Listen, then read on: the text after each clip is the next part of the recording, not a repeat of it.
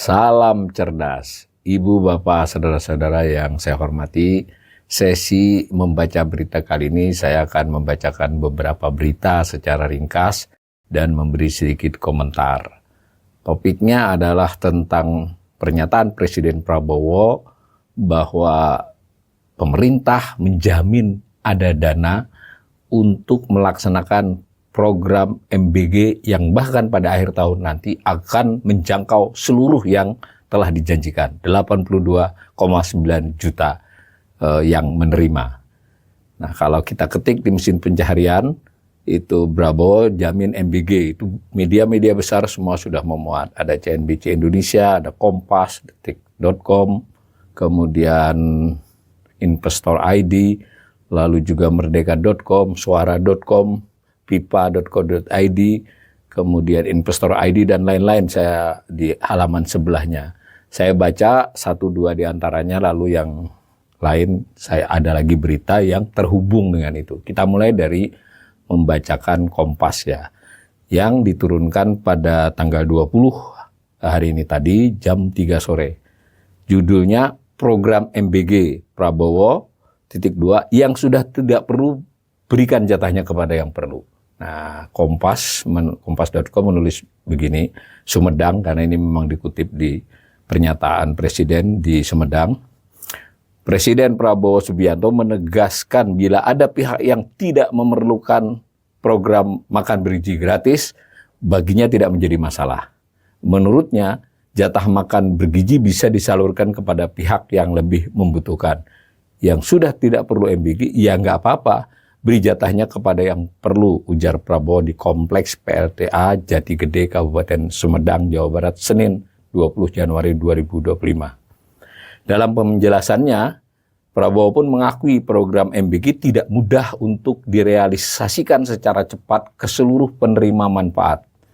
Ia pun menyampaikan permintaan maaf jika program MBG belum bisa menjangkau seluruh anak Indonesia. Nah, dikutip langsung nih pernyataannya, begini, makan bergizi baru mulai. Makan bergizi ini secara fisik tidak mudah untuk segera seluruh rakyat. Untuk itu saya, Prabowo Subianto, Presiden Republik Indonesia, saya minta maaf kepada semua orang tua, kemudian semua anak-anak yang belum menerimanya, jelas Prabowo. Tapi saya yakini bahwa tahun 2025, akhir 2025, semua anak Indonesia akan dapat makan bergizi. Tapi bahwa tidak bisa seketika ini secara fisik, tidak mungkin secara administrasi, tidak mungkin lanjutnya. Presiden menjelaskan ada proses yang panjang dalam realisasi program MBG setiap harinya. Antara lain proses pengamanan makanan maupun penyaluran makanan kepada anak-anak, ibu hamil, dan balita. Nah, meski demikian, Prabowo berjanji agar perbaikan dalam pelaksanaan program MBG bisa dilakukan secepatnya. Nah, dikutip lagi pernyataan beliau, tapi saya beri penekanan, diupayakan cari cara terbaik, tercepat, supaya semua anak-anak kita bisa merasakan. Tapi kalau belum merasakan, saya minta maaf. Tapi insya Allah akhir 2025 ini berhasil, kata Prabowo. Ini proyek yang sangat besar, tidak ringan, fisiknya tidak ringan. Nah, ini yang menarik nih menurut saya. Tapi saya jamin dananya ada. Diulangi lagi nih, saya jamin dananya ada untuk semua anak-anak Indonesia yang makan, tegasnya. Nah, lalu Kompas menambahkan, untuk diketahui program MBG sudah mulai sejak 6 Januari lalu. Program ini dilakukan secara bertahap untuk siswa sekolah, ibu hamil, dan balita. Untuk tahap awal, program MBG menyasar 15-17,5 juta penerima manfaat. Namun pemerintah ingin agar jumlah penerima manfaat bisa ditingkatkan sehingga menjadi 82,9% pada akhir 2020. Ini nggak jelas ini. Kompas ini mungkin maksudnya 82,9 juta ya pada akhir 2025. Nah, kemudian itu Kompas. Jadi kita sudah lihat ya, Presiden Prabowo mengakui bahwa ini dilakukan bertahap. Lalu ada info dari Kompas nih baru 15-17,5 juta penerima manfaat. Mungkin ini juga yang disasar karena dari uji coba selama beberapa bulan secara hitung-hitungan belum sampai segini. Nah, tetapi Presiden Prabowo menjanjikan ini akan mencapai seluruhnya 82,9 juta ya. Kita bulatkan 83 juta penerima manfaat. Anak-anak, ibu hamil, dan balita ya. Dari uji coba nampaknya masih lebih kepada anak-anak di sekolah ya. Sampai akhir 2025.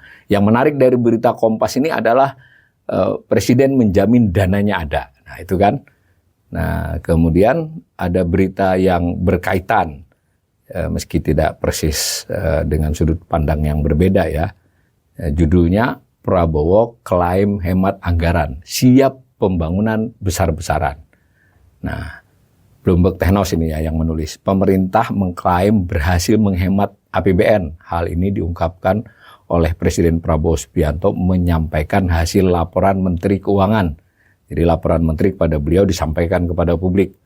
Penghematan anggaran ini merupakan salah satu aspek yang kerap Prabowo tekankan untuk dilaksanakan. Dengan klaim penghematan tersebut, Prabowo mengaku Indonesia dapat segera melakukan transformasi ekonomi ke arah hilirisasi dan industrialisasi secara besar-besaran. Bahkan dirinya menyatakan Indonesia akan mengejutkan dunia atas hal tersebut. Rasa-rasanya karena saya dapat laporan dari Menkyu, arahan saya untuk penghematan di semua bidang, alhamdulillah menghasilkan penghematan yang cukup besar. Ucap Prabowo di PLTA Jatigede, Sumedang, Senin 20 Januari 2025. Jadi sama dengan tadi sumber acaranya, tapi sudut pandang Bloomberg yang digarisbawahi berbeda dengan kompas.com tadi ya. Nah, sebelum menyampaikan itu, Prabowo mendapatkan laporan bahwa terdapat beberapa ribu dusun di Indonesia yang masih belum teralirkan listrik. Untuk mengatasinya, pemerintah memerlukan dana mencapai 48 triliun rupiah. Ini ya yang diberitakan Bloomberg Technos. Nah, kita kurang paham ini apakah ini sudah teralokasi di APBN yang sudah ditetapkan ataukah akan ditambahkan, belum jelas di sini. Nah, menanggapi itu dari laporan kepada beliau, Prabowo merasa pemerintah dapat mengatasinya dalam satu periode jabatan dirinya, yakni 5 tahun. Nah, berarti ini maksudnya belum dianggarkan ini, tapi dengan kebutuhan 48 triliun itu Prabowo yakin, karena itu 5 tahun. Apabila diestimasi lanjut Prabowo, beliau menghitung rapanya, 48 triliun tersebut apabila dibagi dalam 5 tahun, maka pemerintah memerlukan sekitar 9 triliun rupiah untuk menyalurkan listrik ke seluruh titik di Indonesia. Berdasar laporan tadi ya.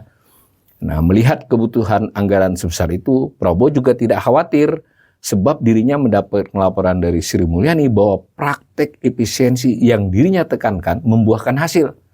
Ini menurut saya cukup luar biasa ya. Belum 100 hari laporan Ibu Menteri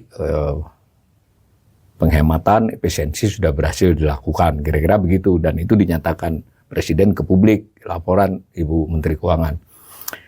Nah, lanjut lagi, kita akan mulai puluhan proyek-proyek besar tahun ini juga dengan kekuatan bangsa Indonesia sendiri, ungkap Prabowo. Nah, satu langkah efisiensi yang dilakukan Prabowo yakni pembatasan perjalanan dinas. Nah, ini tidak jelas nih apakah mengutip dari Presiden Prabowo ataukah Global Technos, Bloomberg Technos, Bloomberg Technos mengutip dari sumber lain yang sudah berhasil dilakukan itu pembatasan perjalanan dinas yang tak penting. Kemenkyu sendiri telah melaporkan bahwa upaya tersebut berhasil menghemat anggaran mencapai 3,6 triliun rupiah. Nah, mohon pemirsa mulai ya mengutak-atik angka ini. Tadi berita pertama akan meningkatkan MBG menjangkau seluruhnya, tidak hanya 15-17,5 juta penerima manfaat. Nah, nanti kita baca berita lain yang menunjukkan angkanya butuh berapa. Lalu ini tadi ada laporan kira-kira harus tambah 9 triliun untuk urusan listrik ke desa. Nah, yang dihemat, dilaporkan telah dihemat itu 3,6 triliun. Nah, Bloomberg ini masih menulis, tapi ini bukan dari pidato Prabowo, jadi dia mengaitkan dengan info-info lainnya. Direktur Jenderal Anggaran Kemenkyu itu penghematan katanya tidak hanya didapatkan melalui perjalanan dinas, tetapi melainkan komponen lainnya seperti penghematan anggaran rapat kerja. Jadi yang digarisbawahi perjalanan dinas dan rapat kerja. Nah, dari catatan, nah ini ada informasi karena ini sudah pernah saya bacakan juga hal ini di sini. Intinya ada surat edaran dari Menteri tertanggal 7 November berarti dilaksanakan sampai dengan akhir Desember ya, tentu tidak mungkin 31 kan. Ya 1,5 bulan lah itu berhasil menghemat 3,6 triliun. Itu yang dijadikan modal ini ya, modal laporan ke Presiden, dan nampaknya Presiden mensikapinya ini menjadi modal untuk mencukupi anggaran karena ada penghematan di situ. Tapi saya ingin mengajak pemirsa lebih kritis ya. Yang dihemat 3,6, yang mau diambil alih atau ditambahi berapa kan sudah kelihatan tadi. Nah, tadi karena beliau Presiden sudah menjamin soal MBG akan bisa dilaksanakan dan dijamin dananya ada, kita baca saja berita lain pada hari ini juga, tetapi dalam konteks berbeda yang dinyatakan oleh Kepala BGN ya, Badan Gizi Nasional, ditulis oleh Kontan. Jadi ditulis, di tengah berbagai persoalan dalam pelaksanaan MBG, pemerintah menilai anggaran sebesar 71 triliun pada tahun ini masih kurang. Nah, ini sudah diakui. Nah, BGN menegaskan pihaknya perlu tambahan anggaran 100 triliun untuk menyasar 82,9 juta penerima MBG. Artinya anggaran MBG tahun ini menembus 171 triliun. Saya ingin kilas balik sedikit ya. Jadi kalau kita lihat dari wacana tentang hal ini, bahkan sebelum pelantikan pun sudah ada. Nah, setelah itu ada pembicaraan.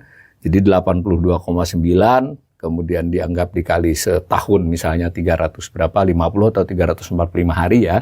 Karena tidak, hari libur tidak dihitung. Dikali 82,9 juta, dulu wacananya sempat 20.000, berubah jadi 15.000. Kalau 15.000 itu akan mencapai sekitar 400-an triliun lebih. Kalau turun ke 10.000 pun, ya mungkin di 275 triliun ya. Tapi ini kemudian dinyatakan 171.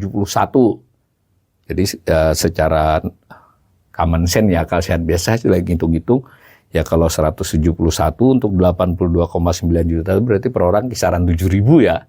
Nah, ini soal bahwa komunikasi publik pemerintah terhadap program ini masih kelihatannya masih harus dirapikan ya. Saya lanjut baca lagi. Kepala BGN, Dadan Hindayana, menyebut hitung-hitungan ini telah disampaikan kepada Presiden Prabowo dalam Rakortas, rapat koordinasi terbatas Jumat pekan lalu 17 Januari. Jadi tidak jauh ya, tadi Presiden menyatakan tanggal 20. Ini berita juga tanggal 20 tapi dari Pak Dadan, Kepala BGN. Berita sebelumnya yang saya bacakan tadi dari Presiden Prabowo di Sumedang hari ini ya. Nah, jadi intinya Pak Dadan mengemukakan akan minta tambahan 100. Kalau nanti kita lihat dari berita-berita sebelumnya pernah dinyatakan akan minta tambahan, bukan beliau ya, kalau saya tidak salah ada Menteri Pangan juga, itu tambahannya 140. Ini jadi 100 saja, jadi ditawar lagi nih. Nah, Dadan mengakui anggaran yang sudah dialokasikan itu 71 triliun melewati anggarannya Badan Gizi Nasional BGN. Itu hanya untuk 15 sampai 17,5 juta penerima manfaat. Jadi kalau untuk 82,9 diperlukan tambahan 100 tadi, ini juga ngitungnya saya bingung ya. Mudah-mudahan pemirsa bisa bantu saya. Kurangnya dari 15 ke 83 itu kan banyak ya. Kok ditambahnya cuma 100 ya, saya tidak tahu apakah efisiensi atau bagaimana. Nah, Dadan juga mengklaim tambahan anggaran tersebut sudah diketahui oleh Kementerian Keuangan dan mendapatkan sinyal positif. Walau begitu, kepastian tambahan anggaran akan disampaikan secara resmi oleh Presiden Prabowo Subianto. Nah, beritanya seperti itu. Saya hanya ingin mengomentari bahwa kita publik nih jadi makin bertanya-tanya ya. Ini maksudnya 71 mau ditambahi 100 atau ditambahi 140 atau bagaimana? Kalau misalnya ditambahi 100 itu apa bisa menjangkau 82,9 juta? Jadi hitungannya kan agak sulit nih. 71 hanya untuk 15 sampai 17,5 juta. Kalau 82,9 bulatkan ya 83 juta, kan mestinya tidak cukup toh. Kira-kira kan 100 dari 71 kan tambahannya hanya naik jadi 2 kali lipat kan. Mestinya juga berarti 40 juta orang saja dong. Kira-kira begitu. Apalagi kalau dibagi dengan jatah per orang. Jadi kita dulu 20.000, lalu 15.000. 15.000 yang paling lama ya bertahan jadi wacana, lalu ada 10.000. Dan kita belum dapat laporan dari uji coba belakangan ini berapa. Nah, tetapi menariknya, Presiden Prabowo mengatakan ini sudah dijamin ada gitu ya. Nah ini judul-judulnya ini ada Prabowo, nah misalnya tenang, Prabowo tegaskan semua anak RI kebagian, Prabowo jamin semua anak terima makan. Saya kira mudah-mudahan Presiden Prabowo ini nanti memperhatikan ya bahwa ini nampaknya menjadi persoalan yang cukup serius ya hitung-hitungan ini. Dan tadi titik terangnya baru penghematan 3,6 triliun di akhir tahun 2024 tadi. Yang 2025 kita belum lihat skema penghematannya apa. Apa perjalanan dinas dan rapat dinasnya mau dikurangi separuh. Nah itu dari mana? Nah, sementara itu kita juga tahu bahwa postur kabinet pemerintahan ini sekarang cukup gemuk ya. Jadi kita belum tahu. Kita akan tunggu kelanjutan ini. Cuma saya boleh menilai bahwa sekali lagi komunikasi kebijakan ekonomi dari pemerintahan Prabowo ini masih harus dirapikan. Jadi biar kita itu pegang yang mana ini dari informasi ini dan kita bisa ikut mengkritisi. Kalau itu mengkritisi ya sekurang-kurangnya kita memahami lah supaya kalau kita perlu memberi dukungan penjelasan dan sebagainya membesarkan hati juga kita bisa lakukan. Tapi ini buat saya ekonom ini hitung-hitungan sederhananya saja kok membingungkan. Demikian ya.